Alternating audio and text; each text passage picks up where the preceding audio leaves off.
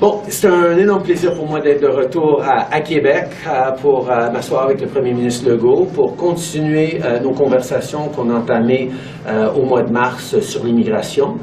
Évidemment, depuis ce moment-là, nos ministres et nos cabinets ont travaillé très fort pour mettre de l'avant des propositions pour répondre à certaines préoccupations. Il y a encore beaucoup de travail à faire, mais je sais qu'on a fait du bon progrès concret.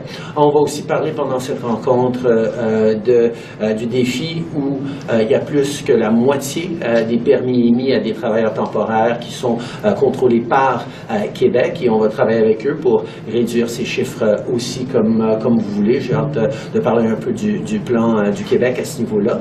Mais on est là pour continuer à travailler, pour créer de la croissance économique, pour être là pour assurer que les services aux citoyens continuent, mais aussi qu'on demeure une société accueillante, mais de façon responsable, parce que c'est ce à quoi les Québécois s'attendent.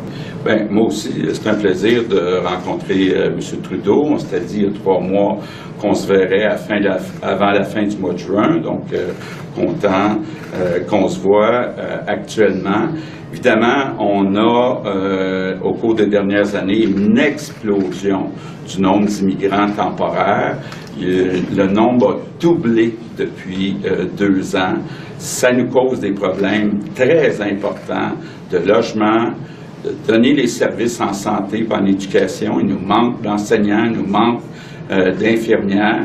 Puis ça pose un problème aussi pour l'avenir du français, parce que le tiers des immigrants temporaires ne parlent pas français. Maintenant, il y a une partie qui est contrôlée par Québec, puis on va travailler ensemble là-dessus, mais il y a une partie, comme les demandeurs d'asile, qui ne sont pas du tout contrôlés par Québec. Puis il y a une urgence de voir une réduction concrète dans les prochains mois. Donc, c'est de ça qu'on va parler.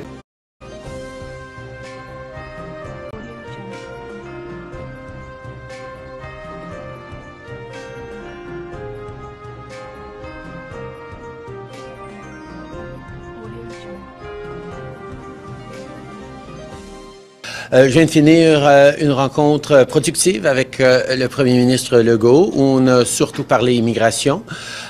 J'ai souligné tout d'abord que c'est une très bonne chose qu'on soit arrivé à une entente sur les 750 millions de dollars qu'on va octroyer au Québec pour l'aide avec les dépenses qu'ils ont eues par rapport aux demandeurs d'asile et à l'immigration temporaire. Mais j'ai aussi partagé plusieurs des enjeux sur lesquels on travaille depuis 2-3 mois. Vous savez, quand on s'était rencontrés au mois de mars, je m'étais engagé à mettre les ministres sur le travail pour répondre un petit peu aux préoccupations du Québec en matière d'immigration. Et il y avait 2 gros dossiers là-dessus, surtout par rapport aux demandeurs d'asile qui revenaient souvent, une préoccupation de M. Legault. On se rappelle que les demandeurs d'asile représentent à peu près 25% des immigrants temporaires, mais c'est un enjeu qui préoccupe énormément les gens. Alors, on a proposé un traitement plus rapide de demande, un transfert de gens vers d'autres provinces, d'améliorer le système de visa et augmenter les renvois aussi, la rapidité des renvois de ceux qui ne réussissent pas dans leur demande d'asile. C'est tous des éléments sur lesquels on est déjà en train de travailler pour enlever un petit peu la pression sur le Québec. On parle aussi de meilleure intégration des demandeurs d'asile, en accélérant l'octroi du permis de travail, en s'assurant que dans l'octroi d'un EIMT,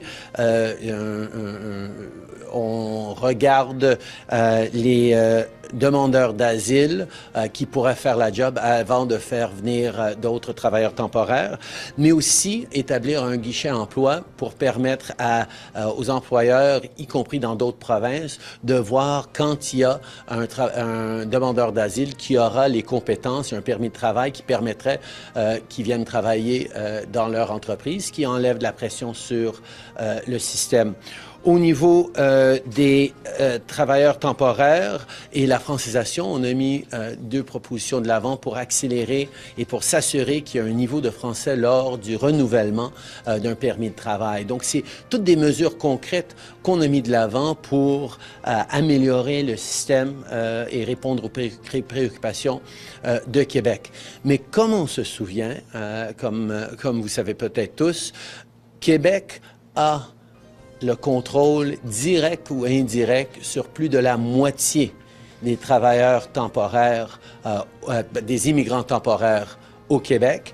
Et donc, pour avoir des cibles, pour savoir comment on va pouvoir réduire, si c'est ça que Québec veut au niveau d'immigration, il faut que eux présentent un plan pour réduire ou pour ajuster leurs chiffres et répondre aux besoins. C'est ce que j'ai demandé à M. Legault, étant donné que Québec contrôle plus que la moitié des immigrants temporaires à travers le Québec.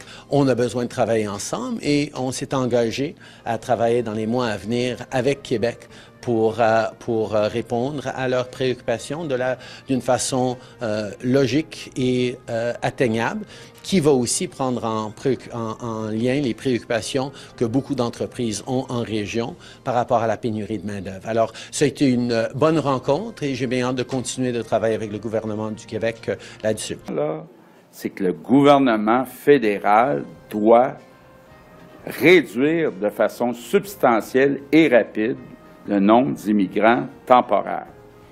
Je passe à la répartition du 560 000. En passant, le fédéral va vous dire qu'on n'a pas les mêmes chiffres. Bon, ce sont des chiffres de Statistique Canada. Donc, je veux dire qu'ils ne croient pas leurs propres chiffres, mais on a commencé à voir une des raisons. Si on prend, par exemple, les demandeurs d'asile, 176 000, eux excluent les personnes où il y a eu une décision, que ce soit favorable ou défavorable. Par contre, ces personnes-là sont toujours sur le territoire du Québec. Donc, ce qu'on voit, c'est sur les 560 000, il y en a à peu près 400 000 qui sont contrôlés par Ottawa, 177 000 contrôlés par Québec, avec, évidemment, le programme des étudiants étrangers. Là. Tout le monde souhaite avoir des étudiants étrangers. Là. Si on oublie les étudiants étrangers, le Québec ne contrôle que 59 000 travailleurs étrangers temporaires.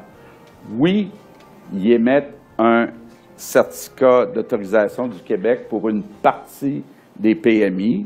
Puis ça, on est prêt à travailler ensemble pour viser ensemble de réduire d'abord de 50 % le PMI, mais le fédéral a toute la responsabilité concernant les demandeurs d'asile, puis on leur demande de réduire le nombre de demandeurs d'asile de 50 %.